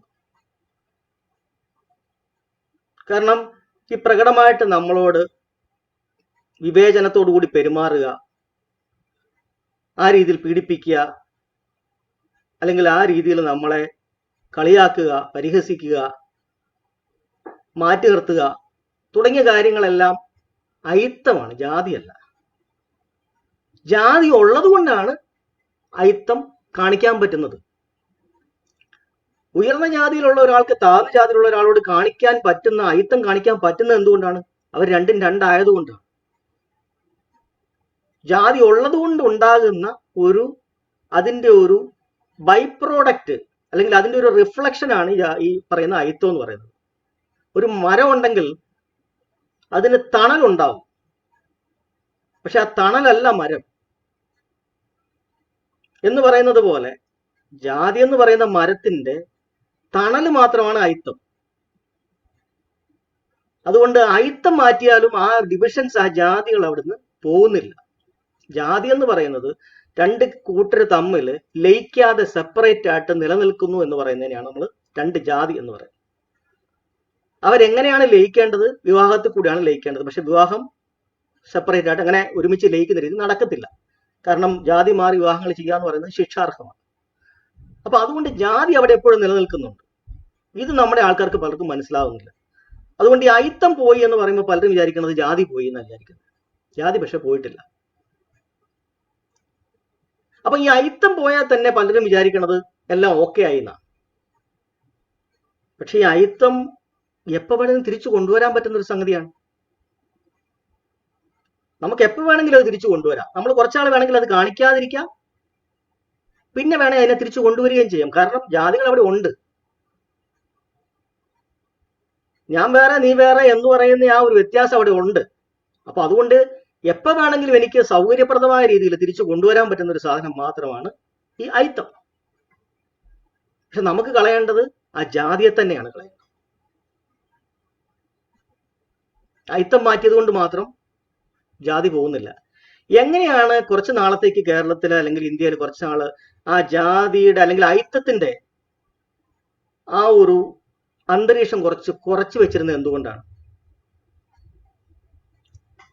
സ്വാതന്ത്ര്യ സമരം വന്നപ്പോൾ എല്ലാ ആൾക്കാരുടെയും സപ്പോർട്ട് വേണമായിരുന്നു. ബ്രിട്ടീഷുകാരെ ഓടിക്കാൻ നേരത്ത് എല്ലാ ആൾക്കാരുടെയും സപ്പോർട്ട് വേണമായിരുന്നു. ആ സമയത്താണ് എല്ലാവരും കൂടെ നിർത്താനും അമ്പലങ്ങൾ തുറന്നു കൊടുക്കാനും സപ്പോർട്ട് വാങ്ങിക്കാനും ശുദ്ധീകരണ പ്രസ്ഥാനം നടത്താനും ഹരിജൻ എന്നുള്ള പേരിട്ട്, ഓമനപ്പേരിട്ട് വിളിക്കാനും ഒക്കെ തുടങ്ങിയത് ആ സമയത്താണ്. പക്ഷെ അവരാരും ജാതി കളഞ്ഞില്ല. ജാതിയുടെ ആ വ്യത്യാസങ്ങളെ അവിടെ നിലനിർത്തിക്കൊണ്ട് മാത്രമുള്ള പുറത്തുകൂടെയുള്ള ചില സോപ്പിടിലുകൾ മാത്രമായിരുന്നതല്ല. അമ്പലത്തിലേക്ക് കയറിക്കോളാൻ പറഞ്ഞ അമ്പലത്തിന്റെ വാതിലുകൾ തുറന്നു കൊടുത്തപ്പോൾ 1936 നമ്മുടെ കേരളത്തിലെ ക്ഷേത്രപ്രവേശന വിളംബരം നടക്കുന്നത്. ആ സമയത്ത് അമ്പലങ്ങളിലേക്ക് കയറ്റുമ്പോൾ ഈ ജാതിയും കൂടി ഇല്ലാതാക്കുന്ന രീതിയിലേക്കുള്ള പ്രവർത്തനം കൂടെ നടത്തണമായിരുന്നു. അത് നടത്തിയിട്ടില്ല. ജാതിയൊക്കെ അവിടെ നിലനിർത്തിക്കൊണ്ട് തൽക്കാലം ആൾക്കാരെ ഒന്ന് തടുത്തു കൂട്ടുക. അതുകൊണ്ട് പ്രകടമായിട്ട് എല്ലാവരോടും ഇപ്പോ അയിത്തം കാണിക്കണ്ട. അതുകൊണ്ട് തോളെ കൈയിടുക, ഒരുമിച്ച് നടക്കുക, നമ്മളെല്ലാം ഒന്നാന്ന് പറയുക, സ്നേഹം കാണിക്കുക തുടങ്ങിയ കാര്യങ്ങളൊക്കെ അന്ന് ചെയ്തു. പക്ഷെ അവർക്കറിയാം എപ്പോ വേണമെങ്കിലും അവർക്ക് ഫ്രീസറിൽ നിന്ന് ഈ അയിത്തത്തിനെ പുറത്തെടുക്കാം. തൽക്കാലം അതിനൊന്ന് ഫ്രീസ് ചെയ്ത് വെച്ചു എന്ന് മാത്രമേ. അപ്പൊ ഇപ്പൊ അത് പതുക്കെ പുറത്തെടുത്തുകൊണ്ടിരിക്കുന്നത് ഉത്തരേന്ത്യയിൽ നമ്മൾ കാണുന്നുണ്ട്. കാരണം അവരുടേതായിട്ടുള്ള ഒരു ഭരണ സംവിധാനം വരുന്നു, അവർക്ക് മേൽക്കൈയുള്ള ഒരു ഭരണം ഇവിടെ എത്തി. ഏറെക്കുറെ ഇത് ഹിന്ദു രാഷ്ട്രം സ്ഥാപിക്കാൻ പോവുകയാണ് എന്നൊരു തോന്നൽ വന്നപ്പോഴാണ് അവര് ആ ഫ്രീസർ വെച്ചിരുന്ന അയിത്തവും കൂടെ പതുക്കെ പുറത്തിറക്കാൻ തുടങ്ങുന്നത്. ജാതി നേരത്തെ ഉള്ളത് കൊണ്ട് അവർക്ക് അറിയാം ആരോടൊക്കെ എങ്ങനെയൊക്കെയാണ് കാണിക്കേണ്ടതെന്ന് അവർക്ക് കൃത്യമായിട്ട് അറിയാം. കാര്യം ഡിവിഷൻസ് എല്ലാം ഓൾറെഡി അവിടെ ഉണ്ട്. അപ്പൊ ആ മേൽക്കൈ കിട്ടുന്ന ഒരു അവസ്ഥ വന്നാൽ, ഹിന്ദുരാഷ്ട്രം വന്നാൽ ഉണ്ടാകുന്ന അവസ്ഥ എന്താണെന്ന് ഈ പറയുന്ന പിന്നോക്ക വിഭാഗങ്ങളും പട്ടികജാതിക്കാരും പട്ടികവർഗക്കാരും ഒരിക്കലും ആലോചിക്കുന്നില്ല. അവർക്ക് ഇഷ്ടപ്പെട്ട ദൈവം, എനിക്ക് ഈ ദൈവത്തെ ഇഷ്ടമാണ്, ഇതിനോട് ഭക്തിയുണ്ട്, അല്ലെ എന്റെ വീട്ടുകാർ ഇത്ര നാളും പോയിക്കൊണ്ടിരുന്നത് ഇവിടെയാണ് എന്ന ഒരു അറ്റാച്ച്മെന്റ് കൊണ്ട് അതിനെ അങ്ങ് ഫോളോ ചെയ്യുകയാണ്. എനിക്ക് ശിവനെയാണ് ഇഷ്ടം പറഞ്ഞ OBC വിഭാഗങ്ങൾ എല്ലാവരും, അല്ലെ പിന്നോക്ക വിഭാഗങ്ങളൊക്കെ ശിവന്റെ പുറകെ അങ്ങ് പോവുകയാണ്. ഇത് പോകുമ്പോ ഉണ്ടാകുന്ന അപകടം, അവർ വിചാരിക്കുന്നത് ഞാൻ എന്റെ ദൈവത്തെ വിളിക്കുന്നു, അതെന്റെ ഒരു പ്രത്യേക പേഴ്സണൽ കാര്യം മാത്രമല്ലേ, ഇതിന് പൊളിറ്റിക്സുമായിട്ടോ ഭരണഘടനയായിട്ടോ പ്രത്യേകിച്ച് ബന്ധമൊന്നുമില്ലെന്നാണ് അവർ കരുതുന്നത്. പക്ഷെ അവർ പോലും അറിയാതെ അവർ മനസ്സിലാക്കാത്തത് എന്താണ്? അവർ കൊടുക്കുന്ന പിന്തുണ ആർക്കാണ് കൊടുക്കുന്നത്? അസമത്വത്തിന്റെ ഫിലോസഫിക്കും അതിന്റെ ആൾക്കാർക്കുമാണ് അവർ ഈ പിന്തുണ കൊടുക്കുന്നത്. ഭരണഘടന മുമ്പോട്ട് വെക്കുന്ന സമത്വ മൂല്യങ്ങളെല്ലാം ഒറ്റപ്പെട്ടു പോവുകയാണ്. അപ്പൊ അവർ പോലും അറിയാതെ അവർക്കുള്ള ശവക്കുഴി അവർ തന്നെ തോണ്ടുകയാണ് ചെയ്യുന്നത്. അതുകൊണ്ടാണ് ബാബാസാഹബ് പറഞ്ഞത്, ഒരു ഹിന്ദു രാഷ്ട്രം വന്നാൽ അത് ഇന്ത്യയെ സംബന്ധിച്ചിടത്തോളം അതിന്റെ ഏറ്റവും വലിയ ദുരന്തമായിരിക്കും. നിങ്ങൾ എന്ത് വില കൊടുത്തും ഒരു ഹിന്ദു രാഷ്ട്രം ഉണ്ടാക്കുന്നതിനെ നിങ്ങൾ ചെറുക്കണം എന്ന് പറഞ്ഞു. ഒരു രീതിയിൽ നിങ്ങൾ അത് നടക്കുന്നത് അനുവദിച്ചുകൂടാ. അങ്ങനെ വന്നു കഴിഞ്ഞാൽ പിന്നെ നിങ്ങൾക്ക് ഇതിനെ തിരിച്ചു പിടിക്കാൻ പറ്റില്ല. ഈ ഭരണഘടനയും കൂടെ നഷ്ടപ്പെട്ടു പോയാൽ ഇന്ത്യയെ പിന്നെ അവർ ഹിന്ദു രാഷ്ട്രമായിട്ട് ഡിക്ലെയർ ചെയ്ത് കഴിഞ്ഞാൽ പിന്നെ ഈ ഭരണഘടനയിലുള്ള മൂല്യങ്ങളൊന്നും ഇനി ഇവിടെ നടപ്പാക്കണമെന്ന് യാതൊരു നിർബന്ധവും ഇല്ല. അതൊരു മതരാഷ്ട്രമായി മാറുകയാണ്. ആ മതരാഷ്ട്രത്തില് ബ്രാഹ്മണ മതത്തിന്റെ മൂല്യങ്ങളായിരിക്കും അവിടെ നടപ്പാക്കാൻ പോവുക. അതുകൊണ്ടാണ് അവർ പലരും പറയുന്നത് മനുസ്മൃതി തന്നെ തിരിച്ചു കൊണ്ടുവരണമെന്ന് പറയുന്നത്. പക്ഷെ ഈ ദൈവവുമായിട്ടുള്ള ഈ ഒരു അറ്റാച്ച്മെന്റ് കാരണം, അല്ലെങ്കിൽ ആ ഭക്തി കാരണം, അവർ ഇത്ര നാളും ഫോളോ ചെയ്തുകൊണ്ടിരുന്ന ഒരു രീതി ഇങ്ങനെ ആയതുകൊണ്ട്, അല്ലെങ്കിൽ അവരുടെ അമ്മ എങ്ങനെയാണ് ഫോളോ ചെയ്തത്, അമ്മൂമ്മ എങ്ങനെയാണ് ഫോളോ ചെയ്തത്, അപ്പൂപ്പൻ എങ്ങനെയാണ് ഫോളോ ചെയ്തത് എന്ന് പറഞ്ഞ് അങ്ങനെ അങ്ങ് പോവുകയാണ്. പോകുമ്പോൾ സംഭവിക്കുന്ന എന്താണ്? അവരുടെ അടുത്ത തലമുറ അടിമയായി മാറും എന്നുള്ളതാണ്. ഹിന്ദു രാഷ്ട്രം വരികയും അറിയാതെ അവര് അടിമപ്പെട്ട് പോവുകയും ചെയ്യുന്നുള്ളതാണ്. പിന്നെ ഇതിനെ തിരിച്ചു പിടിക്കാൻ മറ്റൊരു അംബേദ്കർ ഇനി ഉണ്ടാവണമെന്ന് അല്ലെങ്കിൽ ഉണ്ടാവുമെന്ന് നമുക്ക് യാതൊരു ഉറപ്പുമില്ല. അപ്പോ ബാബാസാഹിബിന്റെ ഫോളോവേഴ്സ് ആയിട്ടുള്ള ആൾക്കാർ, അംബേദ്കറേറ്റുകൾ എന്ന് പറയുന്നവർ എടുക്കേണ്ട നിലപാട്, ബാബാസാഹിബ് കൊണ്ടുപോയ ആ കാരവന്റെ ആ ഒരു യാത്രയെ മുമ്പോട്ടേക്ക് കൊണ്ടുപോവുക എന്നുള്ളതാണ്. അതിപ്പോ എവിടെയാണ് എത്തി നിൽക്കുന്നത്? കുറച്ച് സ്ഥലങ്ങളിൽ മാത്രം കുറച്ച് ആൾക്കാർ ബുദ്ധമതത്തിലേക്ക് ചേർന്നിട്ടുണ്ട്. അവിടം വരെ എത്തിയുള്ളൂ. ഇന്ത്യയെ പൂർണ്ണമായിട്ടും ബൗദ്ധമാക്കാൻ പറ്റിയിട്ടില്ല. അപ്പൊ നമുക്ക് എങ്ങോട്ടാണ് ഇതിനെ കൊണ്ടുപോകേണ്ടത് എന്നുള്ളത് വളരെ കൃത്യമായിട്ട് അദ്ദേഹം അതിന്റെ ഡയറക്ഷൻ പറഞ്ഞു തന്നിട്ടുണ്ട്. അദ്ദേഹം ഉണ്ടായിരുന്നെങ്കിൽ ഒരു 5 വർഷം കൂടെ അദ്ദേഹത്തിന് കിട്ടിയിരുന്നെങ്കിൽ അദ്ദേഹം തന്നെ ഇത് ചെയ്തേനെ. അപ്പൊ അദ്ദേഹത്തിന് കുറച്ച് അജണ്ടകൾ അദ്ദേഹത്തിന്റെ മുമ്പിൽ ഉണ്ടായിരുന്നു. അതായത് നമ്മുടെ എല്ലാ ആൾക്കാർക്കും കൂട്ടുചേരാനുള്ള സംവിധാനങ്ങൾ ഉണ്ടാക്കണം, ബൗദ്ധ വിഹാരങ്ങൾ ഉണ്ടാക്കണം. അത് എല്ലാ പ്രധാന നഗരങ്ങളിലും ഉണ്ടാവണം. നമുക്ക് നമ്മുടേതായിട്ടുള്ള സ്കൂളുകൾ ഉണ്ടാവണം, കോളേജുകൾ ഉണ്ടാവണം, ഹോസ്പിറ്റലുകൾ ഉണ്ടാവണം. അങ്ങനെ പ്രധാനപ്പെട്ട ഇൻസ്റ്റിറ്റ്യൂഷൻസ് എല്ലാം അവിടെ ഉണ്ടാവും. അപ്പൊ ഈ ഇൻസ്റ്റിറ്റ്യൂഷൻസ് നമ്മൾ അല്ലെങ്കിൽ സ്ഥാപനവൽക്കരണം നമ്മുടെ ഇടയിൽ നടക്കണം. ഇതെപ്പോഴാണ് നമുക്ക് സാധ്യമാവുക? സംവരണത്തിൽ കൂടെ നമ്മൾ മുമ്പോട്ട് പോയാൽ നമുക്കിത് ഒരിക്കലും ചെയ്തെടുക്കാൻ പറ്റില്ല. കാരണം സംവരണം എന്ന് പറയുന്നത് ഓരോരോ വ്യക്തികൾക്ക് മാത്രമായിട്ട് കിട്ടുന്ന സഹായങ്ങൾ മാത്രമാണ്. ഒരു സമുദായം അല്ലെങ്കിൽ ഒരു സമൂഹം എന്നുള്ള നിലയിൽ നമുക്ക് സ്ഥാപനങ്ങൾ തുടങ്ങണമെങ്കിൽ നമ്മുടേതായിട്ടുള്ള ആരാധനാലയങ്ങൾ, നമ്മുടേതായിട്ടുള്ള വിദ്യാഭ്യാസ സ്ഥാപനങ്ങൾ, നമ്മുടേതായിട്ടുള്ള ഹോസ്പിറ്റലുകൾ, നമ്മുടേതായിട്ടുള്ള വ്യവസായങ്ങൾ, അങ്ങനെയുള്ള കാര്യങ്ങൾ തുടങ്ങണമെന്നുണ്ടെങ്കിൽ നമുക്ക് ന്യൂനപക്ഷ പദവിയാണ് വേണ്ടത്.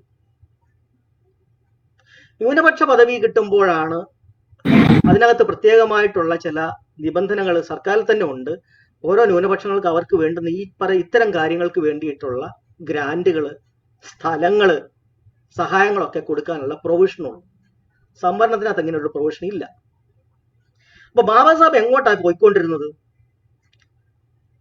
ആൾക്കാർ അദ്ദേഹത്തോട് ചോദിക്കുന്നുണ്ട്, ബാബി ഇങ്ങനെ പോകുമ്പോൾ ഞങ്ങൾക്കുള്ള സംവരണം നഷ്ടപ്പെടില്ലേ എന്ന് ചോദിക്കുന്നുണ്ട്.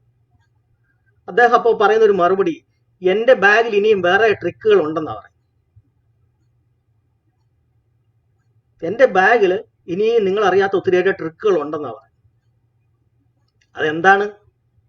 നമുക്ക് തന്നെ അതിനെ ഒന്ന് ഇമാജിൻ ചെയ്യാം, അസ്യൂം ചെയ്ത് നോക്കാം എങ്ങോട്ടാണ് ആ ട്രിക്കുകൾ പോകുന്നത്, അല്ലെങ്കിൽ എന്തൊക്കെയായിരിക്കും ആ ട്രിക്കുകൾ. നമ്മൾ ബുദ്ധമതത്തിലേക്ക് പോകുമ്പോൾ സ്വാഭാവികമായിട്ട് നമ്മളൊരു റിലീജിയസ് മൈനോറിറ്റി ആവുകയാണ്, റിലീജിയസ് ഗ്രൂപ്പ് ആവുകയാണ്. ഒരേ സമയം രണ്ട് കാര്യങ്ങളാണ് അവിടെ സംഭവിക്കുന്നത്. ഒന്ന്, ഹിന്ദു മതത്തിനകത്ത് അത്രയും ആൾക്കാർ കുറയുന്നു, ഇപ്പൊ ഹിന്ദു ഭൂരിപക്ഷം കുറച്ച് കുറയുന്നു. ഇവിടെ അപ്പുറത്ത് മറ്റൊരു മൈനോറിറ്റി, റിലീജിയസ് മൈനോറിറ്റി സെപ്പറേറ്റ് ആയിട്ട് ഉയർന്നു വരുന്നു. ഈ റിലീജിയസ് മൈനോറിറ്റിക്ക് ഭരണഘടനാപരമായിട്ടുള്ള എല്ലാ അവകാശങ്ങളും അവർക്ക് കിട്ടിയിരിക്കണം, പ്രത്യേകിച്ചും സ്ഥാപനവൽക്കരണം. ആ സ്ഥാപനങ്ങൾ എന്ന് പറയുന്നത് അവരുടേതായിട്ടുള്ള ആരാധനാലയങ്ങൾ അല്ലെങ്കിൽ അവരുടേതായിട്ടുള്ള വിഹാരങ്ങൾ നിർമ്മിക്കാനുള്ള സ്ഥലം സർക്കാരിൽ നിന്ന് കിട്ടണം. അവരുടേതായിട്ടുള്ള സ്ഥാപനങ്ങൾ കിട്ടാനുള്ള ഗ്രാന്റും മറ്റു കാര്യങ്ങളും സർക്കാരിൽ നിന്ന് കിട്ടണം. അതിനുള്ള സ്ഥല സൗകര്യങ്ങൾ അവർക്ക് കിട്ടണം. കാരണം മൈനോറിറ്റീസ് എല്ലാ കാര്യങ്ങളും ഉണ്ടാക്കുന്നത് അങ്ങനെയാണ്. ഇന്ത്യയിലുള്ള റിലീജിയസ് മൈനോറിറ്റീസ്, ന്യൂനപക്ഷങ്ങൾ എല്ലാ കാര്യങ്ങളും ഉണ്ടാക്കുന്നത് ആ ഒരു ന്യൂനപക്ഷ പദവി ഉപയോഗിച്ചിട്ടാണ്. അപ്പൊ അത് തന്നെയാണ് അദ്ദേഹം ഉദ്ദേശിക്കുന്ന ട്രിക്ക്. അപ്പൊ ഒരേ സമയത്ത് ഹിന്ദു ഭൂരിപക്ഷം കുറയുകയും ചെയ്യും, അതായത് ഭരണഘടനയ്ക്കുള്ള ആ ഒരു ത്രെട്ട്, ഭീഷണി കുറയുകയും ചെയ്യും. കാരണം ഹിന്ദു ഭൂരിപക്ഷം കുറയുമ്പോൾ ഓട്ടോമാറ്റിക്കായിട്ട് ഭരണഘടന കുറച്ചും കൂടെ ബലവത്താവും, കുറച്ചും കൂടെ സ്ട്രോങ് ആവും. സമത്വം കുറച്ചും കൂടെ സ്ട്രോങ് ആവും, അസമത്വത്തിന്റെ ശക്തി കുറയും. അതുപോലെ തന്നെ ഇപ്പുറത്ത് ഒരു ന്യൂനപക്ഷം എന്നുള്ള രീതിയിൽ ബൗദ്ധ ദർശനത്തിന്റെ അല്ലെങ്കിൽ ഇന്ത്യയുടെ യഥാർത്ഥത്തിലുള്ള ദർശനത്തിന്റെ വക്താക്കൾക്ക് ശക്തി കൂടുകയും ചെയ്യും. പിന്നെ നമുക്കറിയാം, നമ്മുടെ ഫ്ലാഗിന്റെ പുറത്ത് കൊടുത്തിരിക്കുന്നത് അശോക ചക്രമാണ്. ഇന്ത്യയുടെ ഔദ്യോഗിക സീൽ, മുദ്ര എന്ന് പറയുന്നത് അശോക സ്തംഭമാണ്.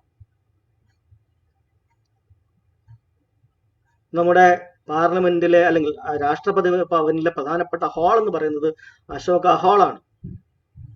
ഇന്ത്യയിൽ എവിടെ കുഴിച്ചു നോക്കിയാലും കിട്ടുന്നത് ബൗദ്ധ സംസ്കൃതിയുടെ ബാക്കിയാണ്. ബ്രാഹ്മണ മതത്തിന്റെ ഒരു കാര്യങ്ങളും മണ്ണിന്റെ അടിയിൽ ഇല്ല. നിങ്ങൾ എവിടെ കുഴിച്ചു നോക്കിയാലും ഈ പറയുന്ന ശിവന്റെയോ കൃഷ്ണന്റെയോ വിഷ്ണുവിന്റെയോ രാമന്റെയോ ഒരു കാര്യങ്ങളും കാണത്തില്ല. കാരണം അതെല്ലാം വായുവിൽ ഉണ്ടാക്കിയ കഥകളാണ്. വായുവിലാണത് നിലനിൽക്കുന്നത്. അതുകൊണ്ടാണ് ആർക്കിയോളജിക്കൽ സർവേ ഓഫ് ഇന്ത്യയോട് ഇനി കുഴിക്കണ്ട എന്ന് പറഞ്ഞിരിക്കുന്നത്. അവര് കുഴിക്കൽ നിർത്തി. കാരണം എവിടെ കുഴിച്ചാലും കിട്ടുന്നത് ഇവിടുത്തെ തദ്ദേശ ജനതയുടെ സംസ്കാരം, അത് ബൗദ്ധവുമായിട്ട് ബന്ധപ്പെട്ട സംസ്കാരമാണ് കിട്ടുന്നത്. അപ്പൊ അതുകൊണ്ട് കൃത്രിമമായിട്ടുള്ള കഥകളിലൂടെ അവരുടേതായ ഒരു സാമ്രാജ്യം അവർ ഉണ്ടാക്കി വെച്ചിരിക്കുന്ന ഒക്കെ തകിടം മറിയും ശരിക്കും കുഴിച്ചു നോക്കിയാൽ.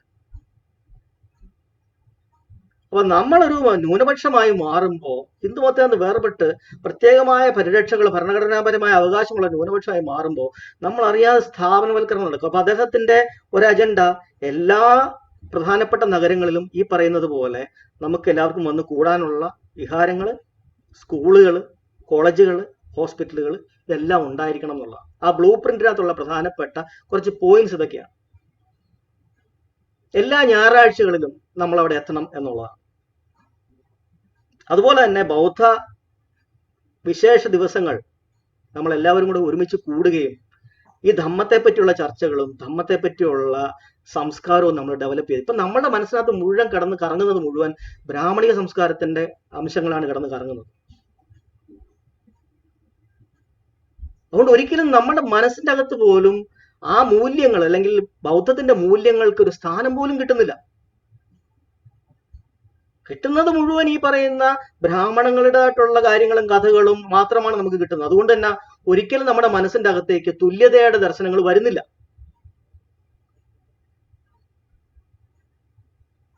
അപ്പൊ ഇങ്ങനെ ഒരു വല്ലാത്തൊരു കോംപ്ലിക്കേറ്റഡ് ആയിട്ടുള്ള കണ്ടീഷനാണ് ഇപ്പൊ നമ്മൾ കിടക്കുന്നത്.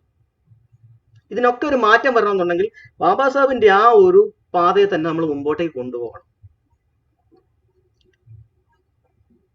നമുക്ക് വിവാഹം കഴിക്കാനുള്ള ആ മാനസിക തടസ്സം നമ്മൾ ബൗദ്ധ ആശയങ്ങളും ബൗദ്ധമതത്തിന്റെ ദർശനങ്ങളും അതിനനുസരിച്ചുള്ള ജീവിത രീതിയും അതിന്റെ ഭിക്ഷു ഉപാസക രീതികളും അതിന്റെ അഷ്ടാംഗമാർഗവും പ്രാക്ടീസ് ചെയ്യുമ്പോൾ ഓട്ടോമാറ്റിക്കായിട്ട് നമ്മുടെ ആൾക്കാരുടെ ഇടയിലുള്ള ആ ഡിവിഷൻസ് അങ്ങ് മാറുകയാണ്. വിവാഹം കഴിക്കുമ്പോൾ ഒന്നുകൂടെ സ്ട്രോങ് ആവുകയാണ്. ഉപജാതികൾ എങ്ങനെയാണ് ഒരുമിപ്പിക്കേണ്ടത് ഇപ്പോഴും നമ്മളെ ആൾക്കാർക്ക് ഒരു പിടുത്തവും ഇല്ല.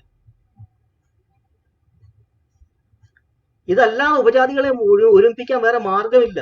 ഹിന്ദു മാത്രത്ത് നിന്നോണ്ടിട്ട് ഉപജാതികളെ നിങ്ങൾക്ക് ഒരുമിപ്പിക്കാൻ പറ്റത്തില്ല. നിങ്ങൾ ഒരിക്കലും സ്ട്രോങ് ആവത്തില്ല. ഉപജാതികളെ ഒരുമിപ്പിക്കാതെ നമുക്കൊരു വോട്ട് ബാങ്കായി മാറാൻ പറ്റില്ല. ജനാധിപത്യത്തിൽ എപ്പോഴും ഒരു ശക്തിയായിട്ടുള്ള ജനങ്ങളുടെ ശക്തിക്കാണ് മാത്രമാണ് കാര്യങ്ങളെ നിയന്ത്രിക്കാൻ പറ്റുക. ചെറിയ ഉപജാതികളായിട്ട് നമ്മൾ ഭിന്നിച്ച് നിൽക്കുന്നിടത്തോളം കാലം ഈ ജനാധിപത്യത്തെ നമുക്ക് ഉപയോഗപ്പെടുത്താൻ പോലും പറ്റില്ല. എന്നിട്ട് നമ്മൾ പറയുന്നത് എന്താണ്? ഭരണഘടനയ്ക്കകത്ത് അത് പറഞ്ഞിട്ടുണ്ട്, ഭരണഘടനയ്ക്കകത്ത് ഇത് പറഞ്ഞിട്ടുണ്ട്. ഭരണഘടനയ്ക്ക് നിങ്ങൾ സപ്പോർട്ട് കൊടുക്കുന്നുണ്ടോ? ഭരണഘടനയ്ക്ക് നിങ്ങളുടെ എന്താ പറയുക മോറൽ സപ്പോർട്ട് നിങ്ങൾ കൊടുക്കുന്നുണ്ടോ? നിങ്ങൾ ഹിന്ദു മതത്തിലേക്ക് പോവുകയും ഭരണഘടന ഇത് തന്നെ ചെയ്തു തരണം എന്ന് പറയുമ്പോൾ ഭരണഘടനയ്ക്ക് തന്നെത്താരും ചെയ്യാനുള്ള കഴിവില്ല. അപ്പോ ഇതിൽ നിന്ന് ജാതിയെ നിലനിർത്തിക്കൊണ്ട് നമുക്ക് ഒരിക്കലും സമത്വം സ്വാതന്ത്ര്യം സാഹോദര്യം നമുക്ക് കൊണ്ടുവരാൻ പറ്റില്ല. അതാണ് നമ്മൾ ഫൈനലായിട്ട് നമ്മൾ ഇതിനകത്തുനിന്ന് മനസ്സിലാക്കേണ്ടത്. അപ്പൊ ബാബാ സാഹിബിന് അതിനുള്ള സമയം കിട്ടിയില്ല. അദ്ദേഹം ആ പ്രതീക്ഷ നമ്മളിലാണ് വെച്ചത്. അതുകൊണ്ടാണ് അദ്ദേഹം പറയുന്നത് I believe my people will sacrifice everything for the spread of Buddhism in India. അദ്ദേഹം വിശ്വസിക്കുകയാണ് നമ്മൾ ചെയ്യുമെന്ന്.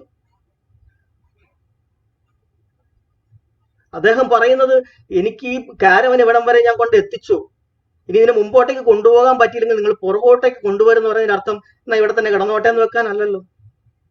അദ്ദേഹം പറയുമ്പോഴും അദ്ദേഹത്തിന് മനസ്സിലെ പ്രതീക്ഷ എന്താണ്? ഇവരിത് മുമ്പോട്ടേക്ക് കൊണ്ടുപോകുമെന്നാണ്. അപ്പോ അംബേദ്കറേറ്റുകൾ എന്ന് പറയുന്ന ആൾക്കാര് ആണിത് ചെയ്യേണ്ടത്. ഹിന്ദു മതത്തിനകത്ത് നിൽക്കുന്ന ആൾക്കാരെ അംബേദ്കറുടെ ഫോട്ടോ വെച്ചാലോ അംബേദ്കറുടെ ചിത്രം വീട്ടിൽ വെച്ച് പൂജിച്ചാലോ ബുദ്ധന്റെ പ്രതിമ കൊണ്ട് വെച്ചാലൊന്നും ഫോളോ ചെയ്യുന്നത് ഹിന്ദു മതത്തിനെ ആണെങ്കിൽ അവരെ അംബേദ്കറേറ്റ് നമുക്ക് വിളിക്കാൻ പറ്റില്ല. അവർ ആക്ടിവിസ്റ്റുകളായിരിക്കും. അംബേദ്കറേറ്റ് എന്ന് പറയുന്നത് അംബേദ്കറുടെ അവസാനത്തെ നിലപാടിനെ മുമ്പോട്ടേക്ക് കൊണ്ടുപോകാനുള്ള മനസ്സുള്ളവരെ മാത്രമാണ്. അപ്പോ ചില കാര്യങ്ങൾ നമുക്ക് സ്വാഭാവികമായിട്ടും ചില പ്രതിബന്ധങ്ങളൊക്കെ ഉണ്ടാവാം. നമ്മളിപ്പോ ഈ പറയുന്നത് പോലെ നമുക്ക് എല്ലായിടത്തും വിഹാരങ്ങളില്ല, നമുക്ക് എല്ലാവർക്കും കൂട്ടുചേരാനുള്ള രീതികൾ കാര്യങ്ങളില്ല. ഇതൊക്കെ ഉണ്ടാക്കിയെടുക്കുക എന്ന് പറയുന്നത് തന്നെയാണ് ഒരു ജനതയുടെ കഴിവെന്ന് പറയുന്നത്.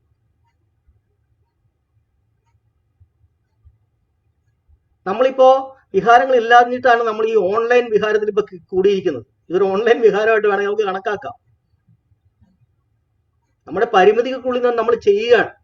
ഇത് കുറച്ചങ്ങോട്ട് വരുംതോറും നമ്മൾ ആൾക്കാരിൽ ഈ കാര്യങ്ങൾ കൂടുതലായിട്ട് സ്പ്രെഡ് ആകുമ്പോൾ ഓട്ടോമാറ്റിക്കായിട്ട് നമ്മുടെ എന്താ പറയാ ഒരുമിച്ച് അടുത്തടുത്ത് ജീവിക്കുന്ന ആൾക്കാർ പരസ്പരം ചേരാനുള്ള ചില സംവിധാനങ്ങൾ ഉണ്ടാക്കും.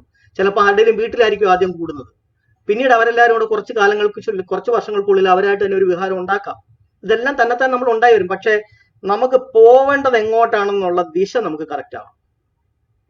അങ്ങനെയാണെങ്കിൽ നമ്മൾ അങ്ങോട്ടേക്ക് തന്നെ നമ്മൾ പതുക്കെ ഒരു ചെറിയ ചുവടാണെങ്കിൽ നമ്മൾ മുമ്പോട്ടായിരിക്കും നമ്മൾ മൂവ് ചെയ്യുക. പക്ഷെ ദിശയെ അറിയാൻ പറ്റില്ലെങ്കിലോ? ഡയറക്ഷനെ തന്നെ നമുക്ക് ഒരു പിടിപാടും ഇല്ലെങ്കിൽ, എങ്ങോട്ടാ പോകേണ്ടെന്ന് അറിയത്തില്ലെങ്കിൽ നമ്മൾ ഒരിക്കലും അത് എത്തത്തില്ല. അപ്പൊ ഇവിടുത്തെ പ്രശ്നം അതാണ്, നമ്മൾ എങ്ങോട്ടാണ് പോവേണ്ടത് എന്നുള്ള ആ ഒരു തിരിച്ചറിവ് കൊടുക്കുക എന്നുള്ളതാണ് നമ്മൾ ഈ പ്രതിവാര ബോധവൽക്കരണ പരിപാടിയിലൂടെ നമ്മൾ ഉദ്ദേശിക്കുന്നത്. ബാബാ സാഹേബ് എങ്ങോട്ടാണ് പോകാൻ ഉദ്ദേശിച്ചത്, അദ്ദേഹത്തിന് കുറച്ച് വർഷങ്ങളോട് കിട്ടിയിരുന്നെങ്കിൽ അദ്ദേഹം എന്തായിരിക്കും ചെയ്യുമായിരുന്നത്, ഈ പറയുന്ന കാര്യങ്ങളൊക്കെ നമ്മൾ പഠിപ്പിക്കുന്നത് ആ ദിശ എങ്ങോട്ടാണ് എന്ന് മനസ്സിലാക്കിക്കാനാണ്. അപ്പൊ അതുകൊണ്ട് അംബേദ്കറേറ്റുകൾ എന്ന് സ്വയം വിളിക്കാൻ ആഗ്രഹിക്കുന്നവർ, സ്വയം അറിയപ്പെടാൻ ആഗ്രഹിക്കുന്നവർ, അംബേദ്കറുടെ അവസാനത്തെ നിലപാടിനെ മുമ്പോട്ടേക്ക് എക്സ്റ്റെൻഡ് ചെയ്യാനായിട്ടുള്ള മനസ്സിൽ താല്പര്യമുള്ളവരായിരിക്കണം. അത്തരം താല്പര്യങ്ങൾ ഇല്ല എന്നുണ്ടെങ്കിൽ ദയവ് ചെയ്ത് സ്വയം അവരെ അംബേദ്കറേറ്റുകൾ എന്ന് വിശേഷിപ്പിക്കാതിരിക്കുക.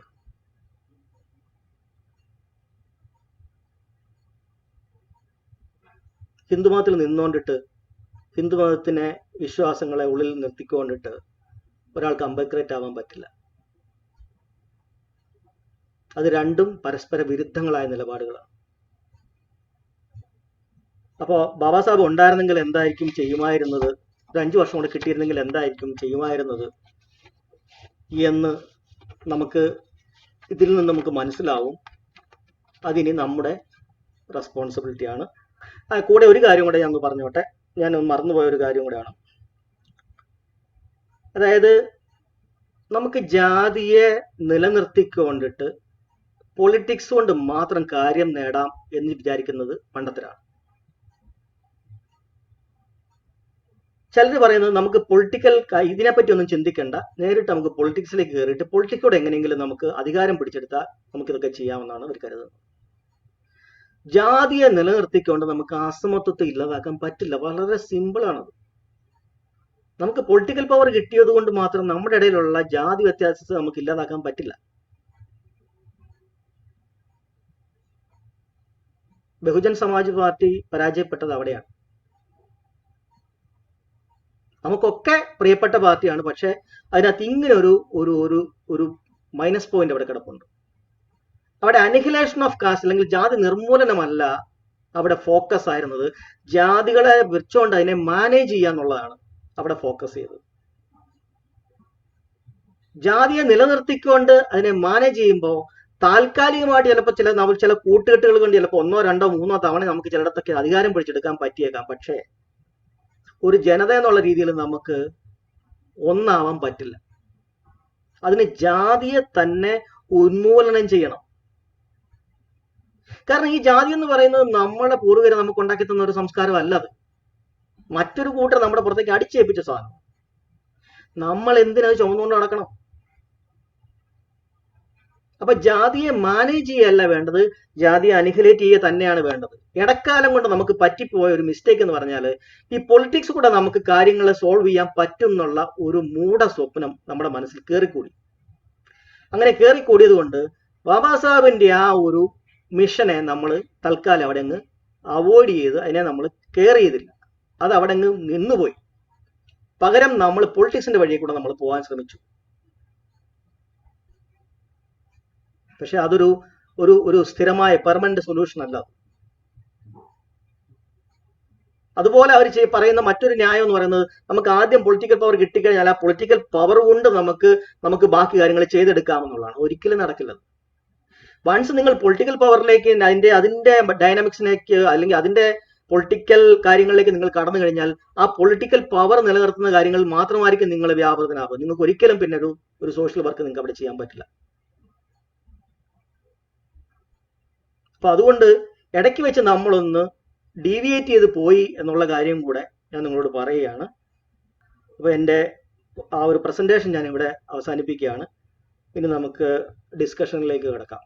ആർക്കെങ്കിലും എന്തെങ്കിലും ചോദിക്കാനുണ്ടെങ്കിലോ പറയാനുണ്ടെങ്കിലോ സജഷനായിട്ടുണ്ടെങ്കിലോ ഒക്കെ നമുക്ക് സംസാരിക്കാം.